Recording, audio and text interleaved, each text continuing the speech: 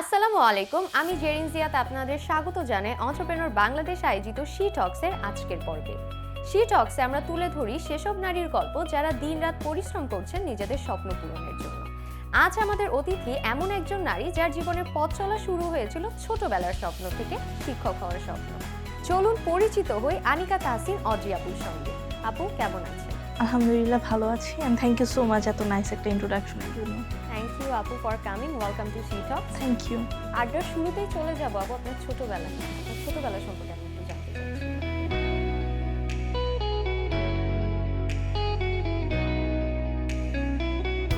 আমার ছোটবেলা কেটেছে নারায়ণগঞ্জে। আমি আপ টু এসএসসি নারায়ণগঞ্জে ছিলাম অ্যান্ড আমাদের একটা জয়েন্ট ফ্যামিলি ছিল। সো লাইক আমি বড় হয়েছি অনেক ভাই বোনের মধ্যে অ্যান্ড আফটার এসএসসি আমি ঢাকায় শিফট হয়েছি। আপু আপনার এই ছোটবেলার আমি আর আজকের আমি এই যাত্রাটা শুরু কোত্থেকে হয়েছিল? আজকের আমিটা হওয়ার পিছনে তো অ্যাকচুয়ালি অনেকগুলো আমি আছে, অনেকগুলো ট্রান্সফরমেশন আছে। সো এটা অ্যাকচুয়ালি স্টার্ট হয়েছিল নারায়ণগঞ্জ থেকেই, যখন থেকে অ্যাকচুয়ালি আমরা সবাই একসাথে থাকি, জয়েন্ট ফ্যামিলি। সো ওইখানে যখন একসাথে ছিলাম অনেক কিছু আমার ভিতর বিল্ড আপ হয়েছে, যেটা পরবর্তীতে যখন বড় হচ্ছি ওটা আরও স্ট্রং হচ্ছে বা রিফ্লেক্ট হচ্ছে। লাইক আমার রুটস তো ওইখান থেকে স্টার্টেড, দেন এখন আরও সেটা হয়তো বৃদ্ধি হচ্ছে। But that was my root.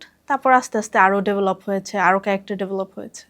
আপু আপনার ক্যারিয়ারের ইম্পর্টেন্ট একটা ডিসিশন ছিল আপনি নিজেকে অ্যাজ এ টিচার দেখতে চান। পরিবারের ভূমিকা এখানে কি ছিল? পরিবারের ফুল সাপোর্ট ছিল দেখি এখানে আসতে পেরেছি আল্লাহর রহমতে। আমি সবসময় নিজেকে টিচার হিসেবে দেখতে চেয়েছি। আমার মনে আছে as long as I remember যে আমি ছোটোবেলায় টিচারই খেলতাম। সো আমি পড়েছি এমন একটা মেজরে যেটা তখন, আজ থেকে আমি যদি ৫ বছর আগের কথা বলি, খুব বেশি একটা ওয়েলকামিং ছিল না বাংলাদেশ কনটেক্সটে এনভায়রনমেন্ট নিয়ে। বাট আমার ফ্যামিলি সেক্ষেত্রে ফুল সাপোর্টিভ ছিল। অ্যাকচুয়ালি আমার লাইফ চয়েসেসগুলো আমার ফ্যামিলি খুব ভালো মতো ওয়েলকাম করেছে। বাট তার আগে তাদেরকে কনভিন্স করতে হয়েছে অ্যাকচুয়ালি। যেমন এনভায়রনমেন্ট নিয়ে পড়াটা খুবই নর্মাল, যে সায়েন্স থেকে পড়লে সবাই ডাক্তার ইঞ্জিনিয়ার হতে চায়। সেখানে এনভায়রনমেন্ট নিয়ে পড়াটা তাদেরকে যেমন বোঝাতে হয়েছে, বাট তারা বুঝেছে।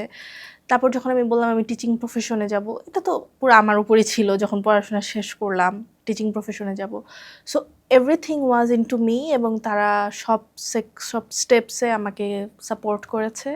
সো তাদের সাপোর্ট ছিল, ফুল সাপোর্ট ছিল দেখি এখানে আসতে পেরেছি।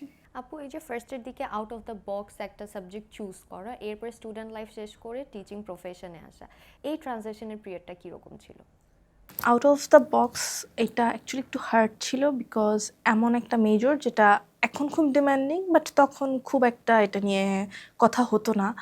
সো আমি যখন এই সাবজেক্টে চান্স পেয়েছি, আমার কিছু অপশনস ছিল আরও কিছু সাবজেক্টের।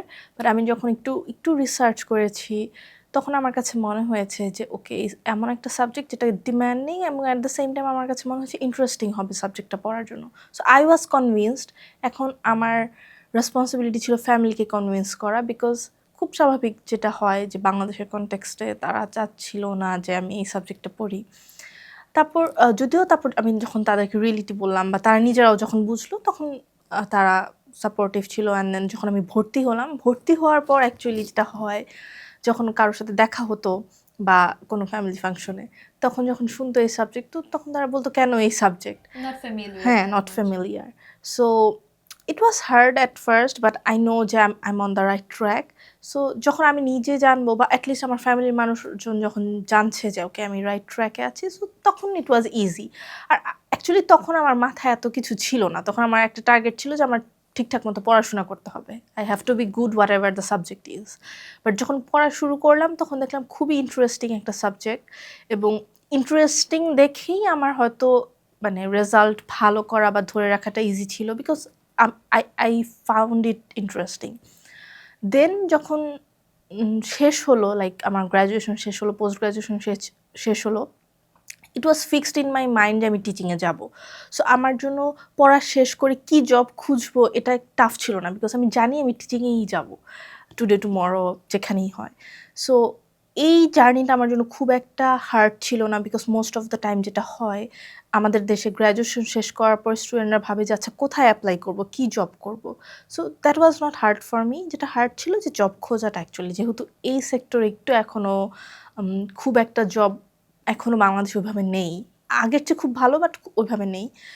আর আলহামদুলিল্লাহ আমি আমার লাইফের ফার্স্ট জবই টিচিং দিয়ে স্টার্ট করেছি বিজিএম ইউনিভার্সিটিতে।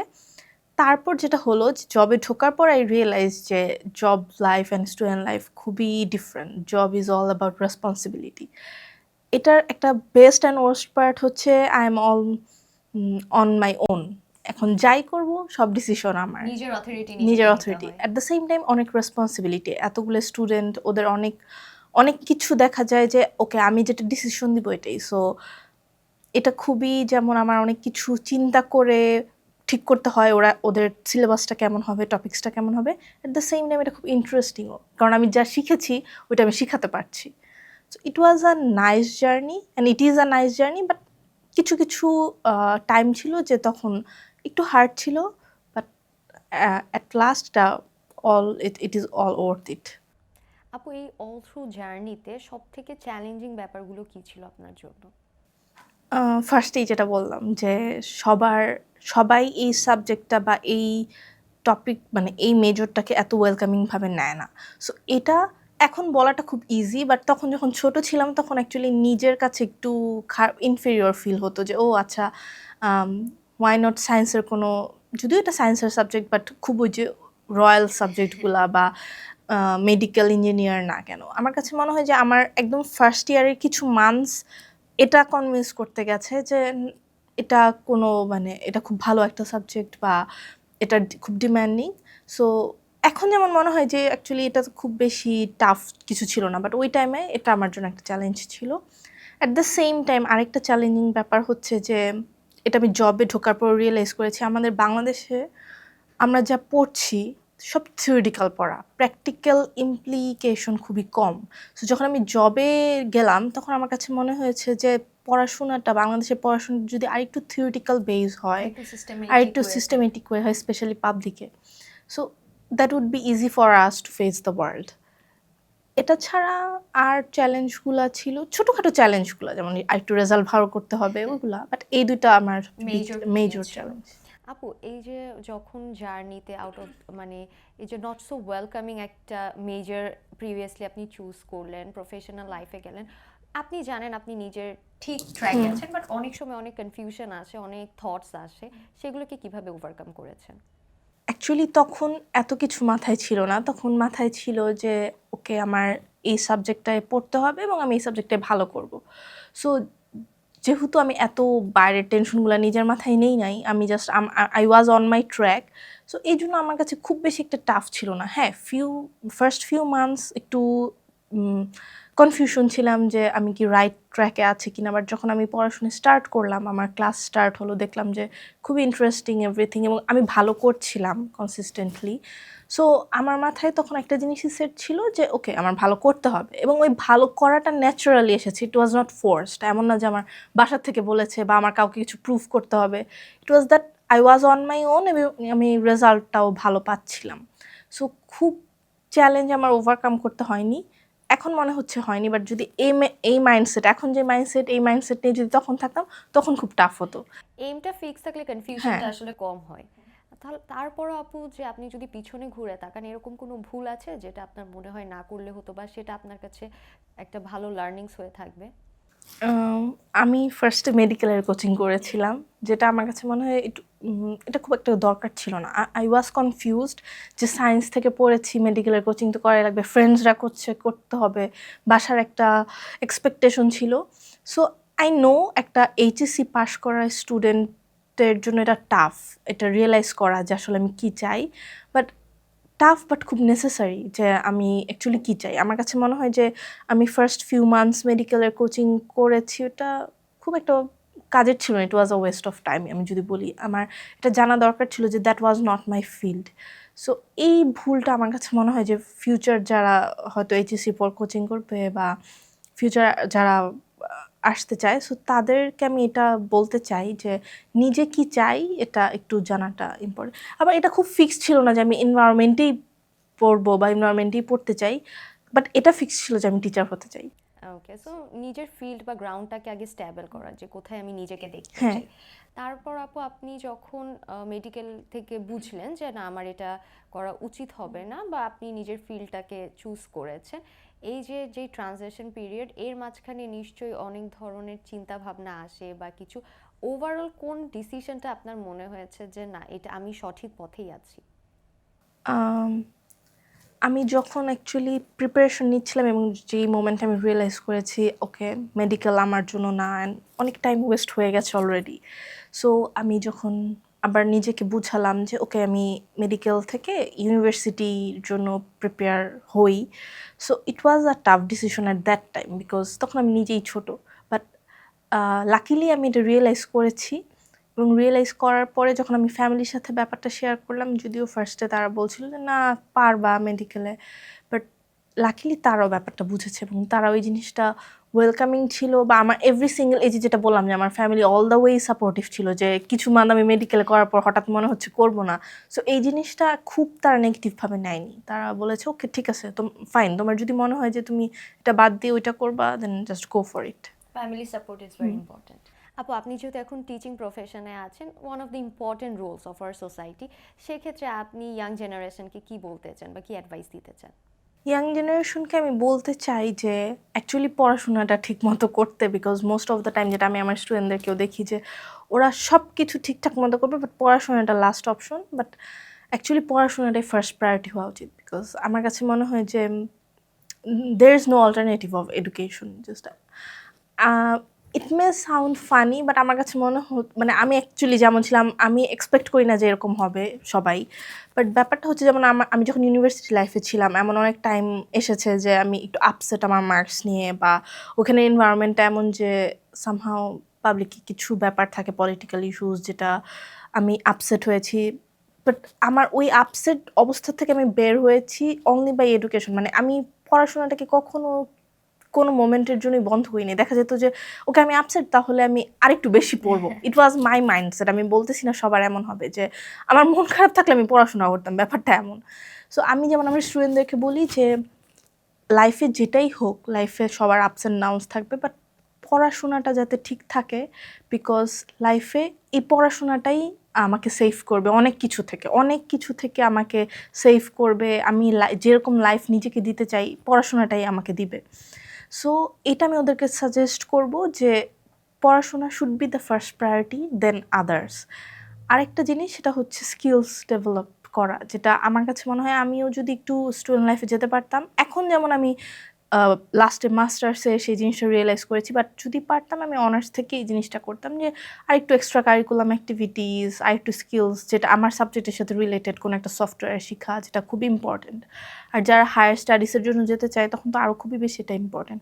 আরেকটা ব্যাপার হচ্ছে যে আমি শুধু পড়াশোনা যদি করি, আমার আরও অন্যান্য দিকে কী স্কিলস আছে যেটা আমি ভালো, এটা কখনোই জানা হবে না। সো লাইক সেটা একটা সফটওয়্যার এক্সপ্লোর করা, এক্স্যাক্টলি। সেটা যদি লেখালেখিও হয়, সেটা যদি কবিতা লেখাও হয়। আপু এই যে লেখালেখি বা হবিসের দিক চলে আসলো, আপনার হবি কি বা কিভাবে পাস টাইমটা স্পেন্ড করা হয়?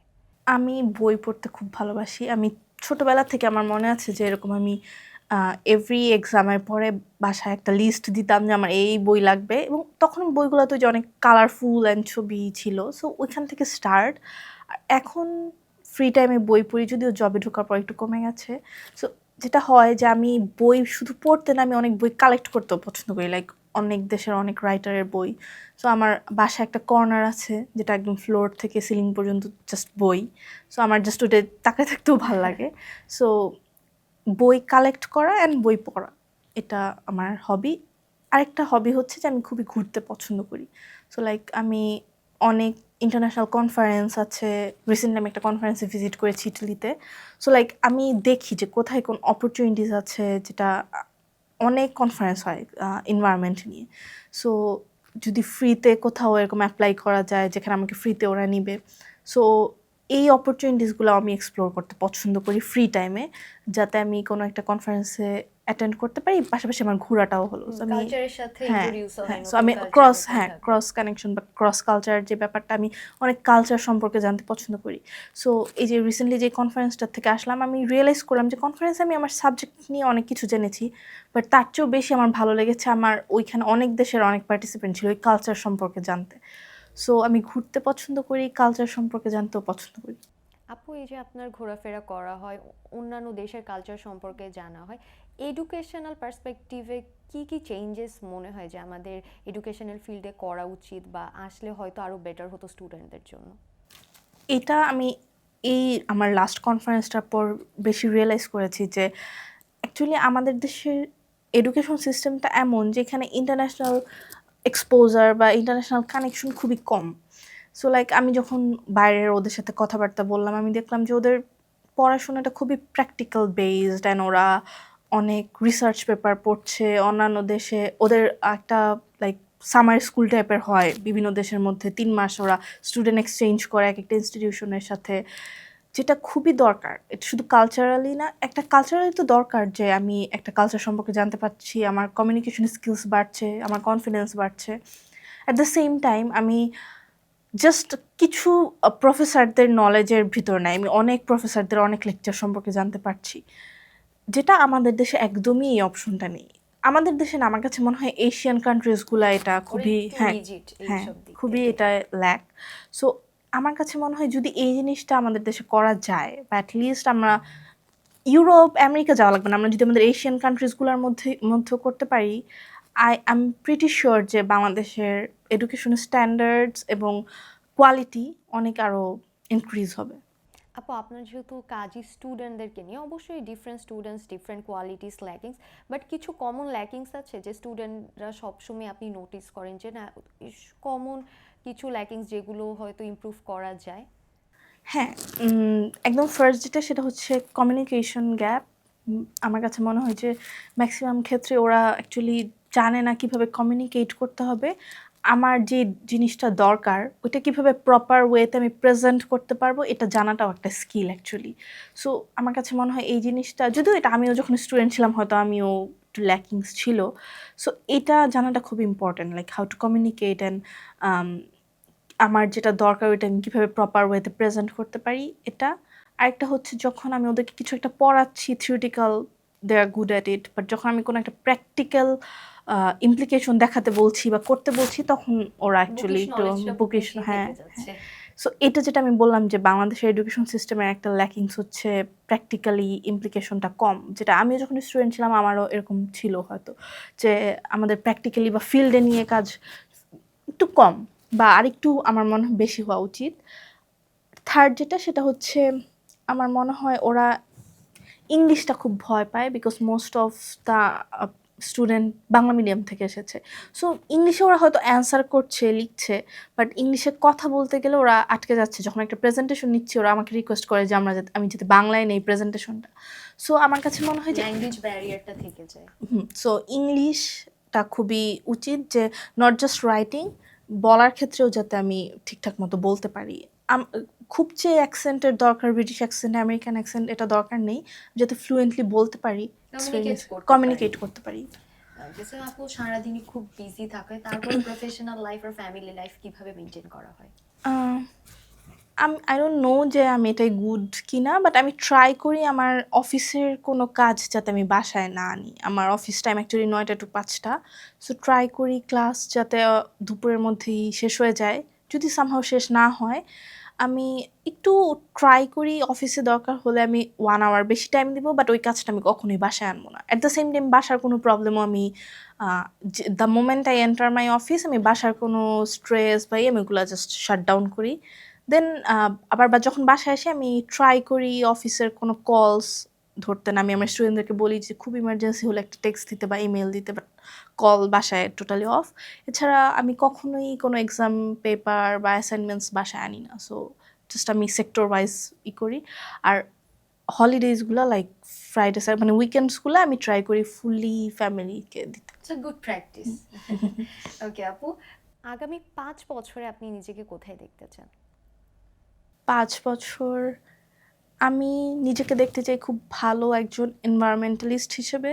লাইক আমার রিসার্চ টপিকস বা আমি যেটা নিয়ে রিসার্চ করছি ওটা আমি রিয়েলিটিতে ইমপ্লিমেন্ট করতে চাই, এবং আমি দেখতে চাই আমার কোনো একটা রিসার্চ বা আমার কোনো একটা নলেজ রিয়েলিটিতে কিছু মানুষের হলেও কাজে লেগেছে, অ্যান্ড এনভায়রনমেন্টের কোনো একটা বেটারমেন্ট হচ্ছে। অ্যাট দ্য সেম টাইম আমার কোনো একটা ক্লাস করে বা কোর্স করে বা আমার কোনো স্টুডেন্ট আমার কথা ইন্সপায়ার্ড হয়ে ওদের লাইফে কিছু একটা চেঞ্জ করছে, কিছু একটা বেটার হচ্ছে, আমার স্টুডেন্টদেরকে বেটার জায়গায় দেখতে চাই, এটা প্রফেশনালি। আর পার্সোনালি আমি চাই আর কন্টেন্ট থাকতে লাইফে, যেটাই হোক। লাইক আই নো লাইফের যা চাবো সবসময় সেটা পাবো না, বাট যেটাই পাবো ওইটা নিয়ে কন্টেন্ট থাকতে, হেলদি থাকতে, ফ্যামিলিকে নিয়ে ভালো থাকতে। বেস্ট অফ লাক আপু for your upcoming future. Thank you so much and thank you আমাকে এত নাইস একটা প্রোগ্রামে ইনভাইট করার জন্য। It felt very good to be here, to participate here. ধন্যবাদ আপু আসার জন্য এবং আপনার মূল্যবান সময় আমাদেরকে দেওয়ার জন্য। Thank you so much. ভালো থাকবেন। আপনিও ভালো থাকবেন। প্রিয় দর্শক, আমরা আমাদের পর্বের একদমই শেষ পর্যায়ে চলে এসেছি। অজি আপুর গল্প আমাদেরকে শেখায় সময় ও ধৈর্য নিয়ে কাজ করলে যে কোনো স্বপ্নই পূরণ করা সম্ভব। এরকমই কোনো গল্প নিয়ে আবার দেখা হবে আগামী পর্বে। ততদিন ভালো থাকুন, সুস্থ থাকুন, অন্ত্রপ্রেনার বাংলাদেশের সাথে থাকুন। এরকম আরও ভিডিও পেতে অন্ত্রপ্রেনার বাংলাদেশের ফেসবুক পেজটি ফলো করুন এবং ইউটিউব চ্যানেলটি সাবস্ক্রাইব করুন। ধন্যবাদ।